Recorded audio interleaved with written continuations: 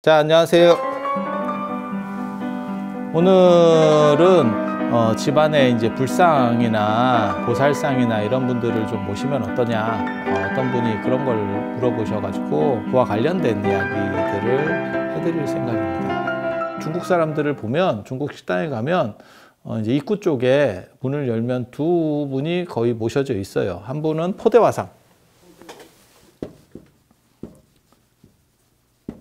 배 이렇게 나와가지고 이렇게 뭐 오뚜기 같이 생겨서 배가 이렇게 크게 나온 이런 포대화상, 뭐 송나라 때 개차 스님이 이렇게 상징적으로 바뀌었다라고 얘기하는데, 뭐 미륵보살의 화신이다라고 얘기하고, 실제로는 복신입니다. 복신, 돈하고 복, 돈하고 복. 이 중국 사람들이 돈 좋아하거든요. 굉장히 물질적이기 때문에 돈을 좋아해요. 그리고 이제 저렇게 포대화상을 모시는 집이 있는가 하면 더 많이 모시고 있는 일반, 지금 우리나라에서도 마찬가지예요. 뭐 중식당이나 이런 데 가보면 관우죠. 관우. 관우는 돈하고 수호라는 의미입니다. 관우는 세기 때문에 이 집을 수호한다라고 하는 의미, 그 다음에 관우가 재물신이에요. 관우랑 돈이랑 뭔 관계가 있습니까? 라고 하는데, 관우가 보통 이제 억울하게 죽고, 그 다음에 그 강력한 사람이 억울하게 죽었을 때 중국이나 우리나라에서 신이 되는 경우들이 많이 있어요. 신으로 그걸 수용을 해주거든요. 그러니까 우리 시기에서 가장 대표적인 그런 인물을 치면 최영입니다. 최영 같은 사람들. 그렇게 하는데, 관우는 억울하고 의롭고 그 다음에 세고 라고 하는 특성을 갖췄기 때문에 신으로 나중에 이제 변모가 되는데, 그때 상단들, 그러니까는 상업하는 사람들, 대상무역하는 사람들이 관우를 수호신으로 여겼어요. 그래서 나쁜 것들이 우리 상단을 습격하지 못하도록, 그 과정에서 습격을 안 받으니까 돈을 많이 벌게 되고, 많이 벌게 되니까 그게 돈신으로 연결되는 거예요. 그래서 관우가 왜 돈하고 연결되지? 이렇게. 하지만 실제로는 그렇게 되는 거예요. 포대화상 같은 경우는 이 포대를 갖고 있는데, 그 포대에서 뭐든지 나온다는 게 화수분 같은 거거든요. 그래서 돈도 나오고 뭐 복도 나오고 뭐 다 나온다는 거예요. 그리고 원래 이렇게 비대하게 이렇게 등치가 있는 거를 예전에는 굉장히 선호했었기 때문에, 지금은 살찌고 이런 거 별로 안 좋아하지만 예전에는 선호했었기 때문에 그걸 복이 있는 상이다, 이제 이렇게 생각을 하는 거고. 그래서 관우는 돈하고 수호라고 하는 개념이 강하고, 그 다음에 포대화상은 돈하고 복이라고 하는 개념. 그래서 그런 걸 통해서 집안 전체가 잘 됐으면 좋겠다. 근데 되게 재밌는 건, 중국 사람들은 둘 다 돈이 들어가는구나 라는 걸 알 수 있죠. 그래서 중국 사람들이 굉장히 물질적이고 돈을 좋아하는구나. 그래서 그런 얘기 있잖아요. 우리는 조금 형편이 어려워도 밖에 치장하는 문화에 신경을 쓰고, 그러니까 집이 없어도 차가 있는 사람도 있고, 뭐 이런 식으로, 그러니까 뭐 그게 올바르다 틀리다를 얘기하는 게 아니고, 그런 식으로 약간 보이는 문화가 있고, 중국 사람들 같은 경우는 밖에 드러내는 건 별 볼 일이 없고 그냥 다 짱 받고 있는 거죠. 그러니까 서로 문화 구조가 다르죠. 그래서 우리는 약간 성리학적 문화가 있어서 허례허식이라고 하는 그런 측면들이 있고, 어떻게 보일 것이냐에 대한 부분이 굉장히 강력하고, 중국 사람들 같은 경우는 돈을 많이 뺏겨요. 우리도 많이 뺏겼지만. 그래서 겉으로는 없는 척하고 짱 박아놓는 문화가 있는 거예요. 있는 척을 하면 뺏기는 겁니다. 근데 우리도 조선 후기에 선교사들 기록에 보면 조선 사람들은 의욕 자체가 없다. 일하려고 하는 의욕이 없다. 왜 그러냐면 계속 양반들에게 빼앗기기 때문에. 그런데 왜 우리는 이렇게 허례허식 문화로 바뀌냐면, 구한말이나 이런 때가 되면 전체가 양반으로 바뀌어요. 조선 사회가 전체가 양반으로 바뀌어요. 그래서 그 양반의 겉멋들이 지금 남아있는 게 허례의식 문화예요. 그러니까 일본은 그걸 거치지 못했어요. 그래서 일본 사람들은 그냥 검소한 쪽으로 갈 수 있는 거고, 우리는 전체가 양반이라고 생각을 하는 거예요. 그래서 당연히 양반은 가오를 잡아야 돼 라는 생각들을 하게 되는 겁니다. 제가 얘기했잖아요. 길거리 싸우면서도 이 양반아 저 양반아 하는 시절이 된 거니까. 그러니까 지금은 양반으로 평균화가 된 거죠. 그러니까 양반의 시각이 일반이 된 거고, 양반은 가오를 잡아야 되고, 양반은 사대봉사를 해야 되고, 제사에서 사대봉사를 해야 되고, 이제 이렇게 문화들이 나간다고 생각을 하시면 돼요. 그래서 불교가 번성했을 때는 이것을 하나로 아우르는, 마치 관우나 포대화상처럼 하나로 아우르는 강력한 존재가 나타나는 거예요. 참고로 말씀드리면 요 세 신 중에서도 제일 센 거는 이 조왕신이에요. 조왕신, 부뚜막신, 이게 조왕신. 셋 중에서 톱을 꼽으면 성주가 아니고 조왕입니다. 그리고 그렇게 되는 이유는 불의 위험성과 그 다음에 벽사의 의미가 불에는 동시에 다 있기 때문에. 그래서 조왕신. 그래서 예전에 보면 내호조왕, 외호산신이라는 말이 있어요. 집안에서는 조왕신이 이렇게 최고가 되고 보호해주고, 그 다음에 집 밖에서는 산신. 그때는 이제 호랑이나 표범이 이렇게 활개치던 시절이었기 때문에 그러한 위험으로부터 산신이 보호해준다. 그리고 전에도 제가 잠깐 그런 얘기 했지만 호랑이하고 표범을 옛날 사람들은 구분을 못합니다. 그래서 그냥 범호 이렇게. 근데 호랑이는 줄무늬고 수박이고 그 다음에 표범은 전백입니다. 그래서 완전히 다릅니다. 지금 개념에서는 완전히 다릅니다. 하나는 줄무늬, 하나는 땡땡이. 입고 있는 옷이 다르죠. 입고 있는 옷이 다르죠. 그래서 그렇다고 생각을 일반적으로 하시면 되고, 제일 이제 강력한 거는 이 조왕신이라고 생각을 하시면 되고, 불교 시절에는 이것을 눌러요. 부처님이나 보살을 집에 모시면서 이걸 누릅니다. 그래서 각 집집마다 고려시대 때까지만 하더라도 불상들을 모시고 불화를 그리고 이렇게 해서 모셔놨을 걸로 추정을 하고 있습니다. 그리고 불상보다는 아마 그림 형태가 더 많지 않았겠나 생각을 해요. 왜냐하면 불상을 모신다는 거는 이게 쉽게 말해서 경제적으로 가난한 사람은 불상을 모실 수가 없어요. 경제적 이유 때문에. 그게 조만한 불상 모시면 그게 얼마나 될까요? 그건 요즘 생각이고, 조선시대 때까지만 해도 구리 반지를 하고 있을 정도라니까요. 그러니까 구리로 반지 하나 정도 할 정도의 상황인 거예요. 그게 굉장히 귀한 거예요. 그런데 불상을 모시면 아무리 작아도 이 구리 반지가 수십 개는 들어가겠지. 그럼 재화 가치가 크단 말이에요. 그래서 그림 쪽, 처용도 나타나는 것도 그런 거고, 그리고 그런 현상 중에 하나가 뭐냐면 달마도입니다. 지금까지 남아있는 게 달마도. 달마도하고 불자 써놓은 거. 이렇게 하고 크게 이렇게 써놓은 글씨들이 있잖아요. 그런 게 현상으로 남아있는 거예요. 그래서 달마나 처용이나 비슷하다고 생각하면 이게 다 그림이라고 보시면 돼요. 그림으로써 센 존재를 끌어들여서 우리 집안이나 우리 가족의 문제들을 다 해결하겠다라고 하는 개념. 그래서 왜 달마가 그렇게 되냐면, 부처님을 대신해서 불은 부처님을 그리기도 힘들고 이러니까 글자가 되는 거고, 달마 같은 경우는 그림인데 그거는 이제 수목으로 해가지고 그냥 샥 그리는 거거든요. 달마도 잘 그리는 분들 이렇게 보시면 그거 그리는데 몇 분 안 걸립니다. 이렇게 착착. 이거 남종 문인화라고 하는 거거든요. 그래서 설명하면 복잡해요. 그 남종 문인화. 당나라 때 시불이라고 불리는 왕유부터 시작되는 그 문인화 계통이 있는데, 이 달마도가 문인화의 어떤 대표적 작품 중에 하나입니다. 매랑국죽 이런 것도 다 문인화고 문인화 계열이에요.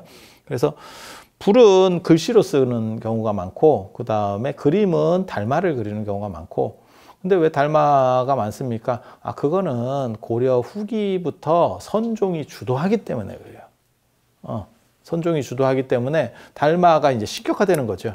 마치 사명당이 임진왜란 때 어떤 활약을 하면서 조선 후기에 이르면 사명당이 어떤 이렇게 신통 부리고 이런 얘기들이 많이 나오거든요. 그런 것처럼 달마가 이제 대표적으로 저렇게 뭐라 할까, 신격화되면서, 그래서 지금까지도 남아있는 게, 저는 처용하고도 어느 정도 합쳐졌을 거라는 생각을 합니다. 사실은 처용하고도 습합됐을 거라고 생각을 해요.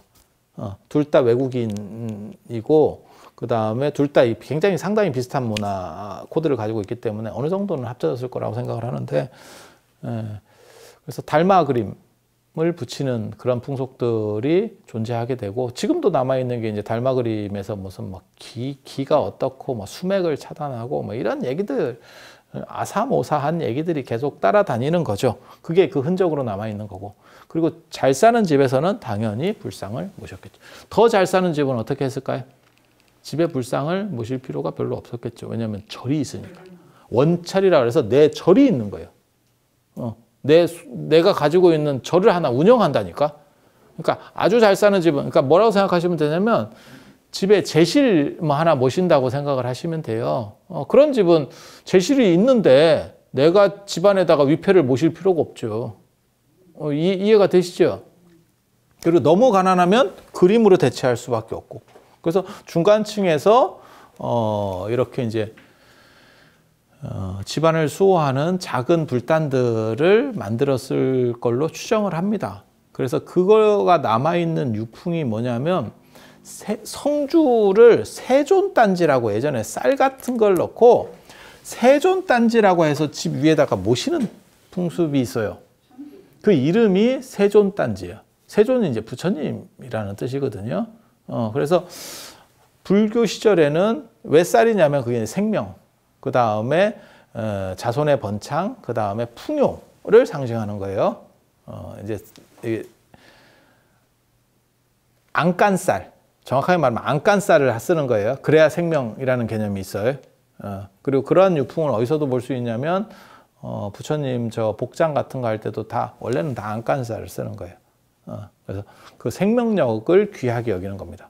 그래서 생명을 이제 생생지덕이라고 하는 거거든요. 그 생명의 기운, 그 다음에 자손의 번식, 그 다음에 풍요. 이렇게 농사라고 하는 건 그렇게 몇 개가 들어가면 쫙 늘어나는 거니까. 그렇게 해서 쌀 같은 거를 모시고 이렇게 했었던.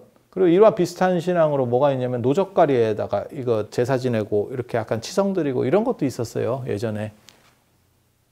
지금 달치 태우기 하는 것 같은 데다가 이렇게 치성을 드리는 문화도 있었다니까. 그러니까 집단 같은 걸 이렇게 쫙 쌓아놓은 이렇게 탑처럼 쌓아놓은 데다가 그런 거 못 봤어요?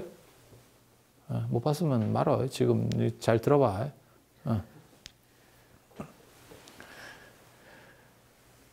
그래서 그런 식의 구조들을 이런 거를 다 통합하고 불상이나 안 그러면 보살상이나 안 그러면 밀교 같은 영향을 받았으면 부동명왕이나 이런 명왕들이 단을 만들어서 이렇게 집안을 수호하고 어떤 위치, 그러니까 아예 단을 만들어서 집에다가 아예 단을 절처럼 단을 만들어서 가설하는 경우도 있었을 거고 이렇게 단이 있었던 경우도 있을 거고 안 그러면 벽에다가 이렇게 딱 돋아나게 딱 해가지고 그 위에서 딱 모셔놓고 이런 상황들이 있었을 겁니다. 그리고 그런 유풍들은 일본이나 중국 가면 아직도 남아 있어요.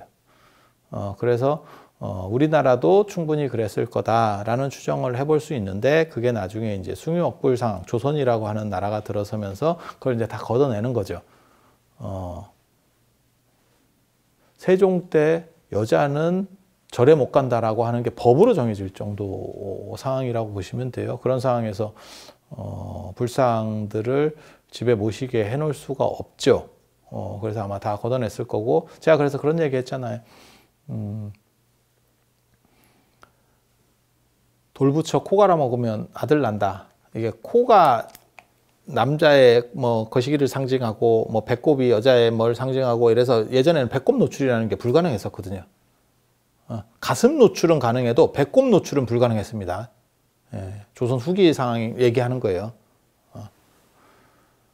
근데 요즘은 뭐 배꼽은 내놓고 가슴은 안 내놓는 상황이 된 거고 이제 또 바뀐 거고 그런데 코가 뭘 이게 뭐 거시기를 상징한다 뭐 이래갖고 그 코를 갈아 먹으면 그게 이제 돌아온다는 거죠. 근데 그런 것도 있지만 그걸 일부러 유교에서 퍼뜨렸다라는 얘기도 있습니다. 조선 천지에 있었던 그 당시 이제 조선이 인수하던 고려라고 하는 왕조에서 너무 많은 불상들이 있으니까 그렇게 얘기를 퍼뜨려서 남아선호 사상이 유행할 때 그렇게 퍼뜨려 놓으면 다 코를 쫀다는 거죠. 모든 애 낳고 싶은 아들 낳고 싶은 사람들이 가서 자발적으로 쫀다는 거죠. 근데 코가 무너지면 이제 불상 상호 자체가 다 무너지니까 그렇게 해서 숭유억불 기조를 이제 여러 가지 기제들을 써서 만들어 가는 거죠.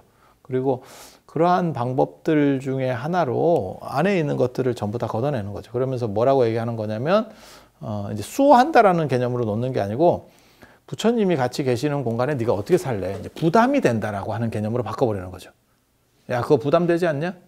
야, 네가 너네 내오관만 사는 공간에 예를 들어서 너네 부모님만 오셔도 굉장히 부담될 건데 부처님이 거기서 네가 계속 보고 있으면 그게 보통 일이겠냐? 이렇게 하면 그 말도 또 맞거든. 또 들어보면 세상에 죄안 짓고 사는 사람이 어디 있겠고 그 다음에 무슨 모든 24시간을 올바르게 사는 사람이 어디 있겠어요. 그러니까 수호가 문제냐? 수호가 먼저냐? 나를 지켜준다라고 하는 개념이 먼저냐? 부담이 먼저냐로 작용하는 거예요. 여기서 이쪽이 이기게 되면서 불상들이 싹 철거가 되는 거죠. 이거는 똑같은 상황이 무덤에서도 발견이 돼요. 무덤에서도. 그러니까 고려시대 때까지는 사찰의 부도도 마찬가지예요. 절 안에도 있어요. 그 다음에 신라시대 때 경주의 왕릉들 보면 다 도시 안에 있거든요. 그건 뭐냐면 수호라는 의미를 먼저 주는 겁니다. 그러니까 여러분도 생각해 보세요. 아버님이나 어머니가 돌아가셨어. 그런데 그거를 집안에다가 모시는 분도 저는 봤거든요. 이렇게 구슬같이 만들어서 집안에서 모시는, 그건 이제 수호의 의미를 굉장히 그 사람은 크게 보는 거죠. 근데 그분은 수호의 의미일지 몰라도 다른 사람이 잘 관계성이 없는 사람이 가면 무섭죠. 그렇지 않을까요? 그렇게 되는 거예요. 그래서 이게 수호냐 부담이냐 둘 중에 어떤 선택을 할래? 라고 했을 때 무덤도 조선시대 때는 다 밖으로 나갑니다. 무덤이 밖으로 나갑니다. 명당 어쩌고 저쩌고 하면서 전부 안 보이는 쪽으로, 집에서 안 보이는 쪽에 모두 무덤을 써요. 조선시대 무덤은. 제주도 빼놓고. 제주도는 뭐 환경상 어려웠던 것 같고 이 내륙은 다 마찬가지죠. 그래서 거기서도, 그러니까 무덤에서도 부담이 승리하고, 그래서 이게 없어지게 되는 거고, 그렇다 보니까 지금 뭐 무덤 잊어버리는 사람들도 굉장히 많죠. 산에다가 써놓고 못 찾아. 지금 그리고 불상도 부담 쪽으로 가면서 집 밖으로 다 나가게 되는 거죠. 자발적으로 수거가 되는 거죠. 수거가 되는 그런 상황이 발생했다고 보시면 돼요. 그런데 수의 의미라는 걸 생각하면 이것과는 또 반대가 됩니다. 그리고 여러분들은 어떻게 생각하실지 모르겠지만 실제로 집안 옆에 무덤을 쓰는 경우도 있고, 저쪽 일부 태평양 쪽의 섬들에서는 어떤 것도 있냐면 부모님 무덤에서 그 나중에 해골이나 이런 거를 집에 모시는 경우도 있어요. 근데 내가 잘못해도 봐줄 수 있는 게 그래도 지켜주는 게 부모지. 내가 잘못했다고 그거를 타박하는 게 부모겠어? 이렇게 생각하면 수의 의미가 또 강해져. 이거는 선택이에요. 그런데 불교 시대에는 수호의 의미가 강했고 유교 시대에는 부담의 의미가 강한 거예요. 부담의 의미가 강한 거예요. 그리고 그 사람들이 자발적으로 그것을 토해내게 하기 위해서는 존경하는 대상을 어떻게 집안에 함부로 모실 수 있어? 라고 설득을 한 거죠. 그래서 전부 없어지는 거고, 오늘날 같은 경우는 사실은 지금은 이제 상황들이 바뀌었고, 그 다음에 예전같이 한 공간 안에 불상도 모시고 자기도 해야 되고 가족이 막 오골오골 이렇게 사는 그런 시절이 아니잖아요, 지금은. 그러니까는 뭐 예를 들어서 거실에다가, 거실이 예전으로 말하면 대청마루입니다. 마루는 으뜸이다라는 뜻이고, 그래서 거기가 가장 신령한 공간이거든요.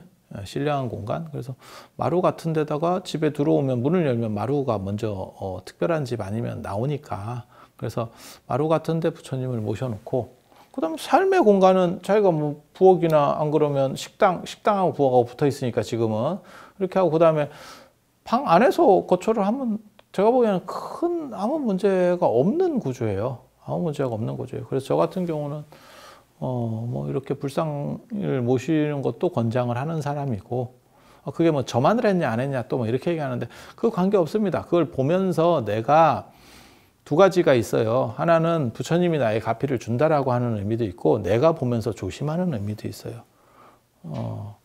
오늘 아침에 선생님이, 저 아는 선생님이 저한테 뭐 어떤 얘기를 하시면서 조심해서 뭘 하시라고 이러더라고. 근데 그 비유를 뭘로 들었냐면, 나 그 비유 처음 들었거든. 얼음에 박 밀듯이 하래. 야, 나 희한한 표현 들었네. 바가지 할 때 박을 얼음에다가 민다라는 거예요. 얼음 위에서. 얼음도 미끄럽고 박도 미끄럽거든.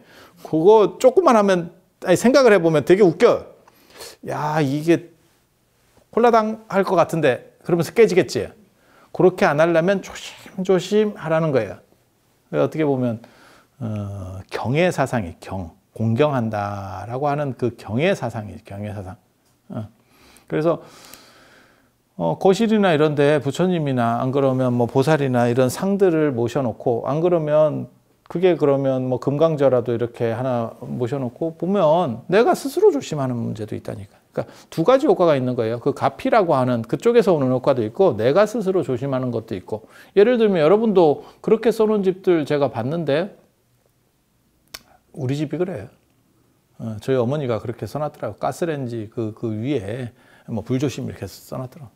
그러니까 이제 어른이 연세가 많으시니까 정신이 이렇게, 뭔 뜻인지 아시죠? 그게 뭐 자동으로 꺼져도 또 그걸 이제 문제가 되는 거예요. 그게 문제가 되면 너무 어려워지니까. 이해가 다 되잖아요. 그렇게 써 붙여 놓으면 경각심이 한 번이라도 더 생기겠지, 라고 생각하고 붙였겠죠. 그러니까 그 효과도 있는 거예요. 그러니까 꼭 이쪽에서 오는 것 플러스 내가 그 부처님이나 뭐 안 그러면 무슨 이런 나를 수호하는 분들을 보면서 나는 특별히 문제가 없을 거야. 그리고 내가 조심해야 되겠어. 라는 생각을 가지는 것도 효과예요. 그러니까 언제나 쌍방이라고 하는 거거든요. 그러니까 절에서 뭐 천도제를 지내면 뭐 어떻게 됩니까? 그런 거 얘기할 때도 늘상 두 가지 얘기를 하거든요. 돌아가신 분에게도 좋지만 그것을 100% 과학적으로 너가 그걸 장담할 수 있느냐? 그건 아니죠. 그걸 객관화시켜서 정량화 만들 수는 없어. 하지만 그것을 통해서 크게 돈 드는 게 아니면, 제가 그래서 늘상 얘기할 때 저는 뭐 부적도 그렇고 뭐 다 비슷하게 얘기해요. 크게 돈 드는 거 아니면 그냥 하셔도 됩니다. 누가 저한테 물어보면 너무 막 크게 들고 거기에 막 목숨을 걸고 이렇지만 않으면, 왜? 그렇게 해서 크게 부담 없이 천도제 같은 것도 하고 이러면 나도 마음이 풀리거든. 내 마음의 위로를 받는 것도 있거든. 내가 돌아가셨을 때 어른한테 그렇게 좀 잘 못한 게, 이게 주자식 표현해 보면 부모사 후회라고, 부모님께서 돌아가시고 나면 다 뉘우치는 게 있는 건데, 걸리는 게 있는 건데, 그거를 그런 기회를 통해서 뭐 49제나 이런 거를 통해서 다 어느 정도 이상 정리할 수 있고, 그게 중간 단계로서 저는 굉장히 좋다라고 보거든요. 그 다음에 요즘 또 상이 또 짧아지는 것도 있기 때문에 그때 못 온 분은 또 나중에라도 올 수도 있는 거고, 기간을 더 줄 수 있는 거죠. 내가 꼭 그 집에는 가야 되는데 너무 일이 지금 짜쳐서 내가 못 갔어. 그러면 내가 49제 때 갈게. 또 가능한 거니까. 그래서 한 49일 동안 그런 추모 기간을 가지면 사실은 마음이 어느 정도 정리가 되고, 나도 내가 자식으로서의 어떤 도리를 했다라고 하는 부분도 분명히 존재하죠.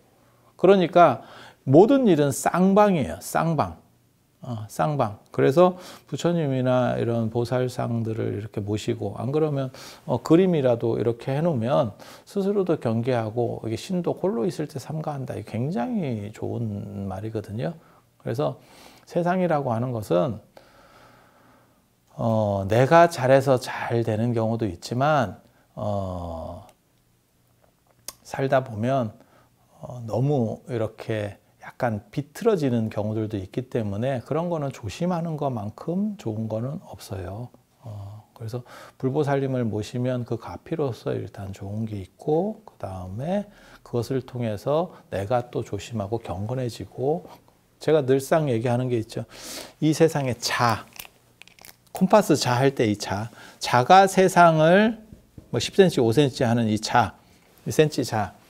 이 자가 세상을 바르게 하진 않지만 자를 통해서 세상은 달라진다. 자를 통해 세상은 달라진다. 그래서 부처님을 모셔놓으면 그 자와 같은 역할을 하는 거죠. 나는 조금이라도 내가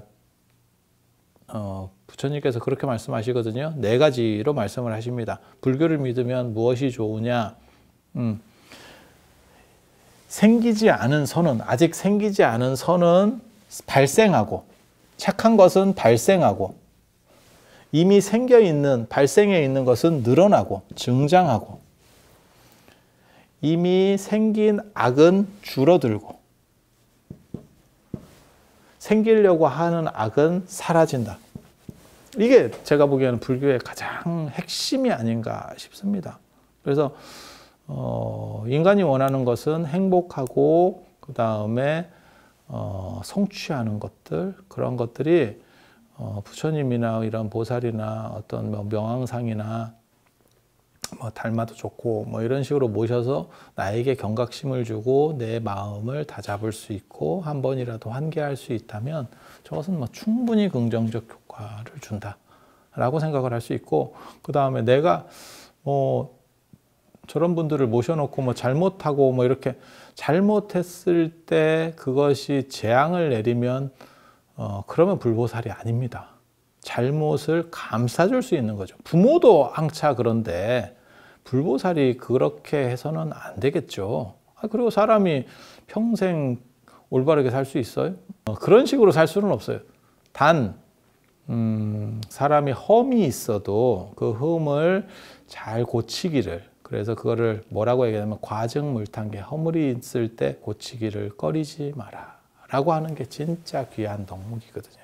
그래서 불보살님을 댁에 모시는 것은 이러한 의미들이 있다라는 정도 이해하시면 되겠습니다. 그래서 오늘은 이상 마치고 다음에 또 뭐 궁금한 것들이나 이런 게 있으면 또 말씀드릴 수 있도록 하겠습니다. 자, 들어주셔서 감사합니다.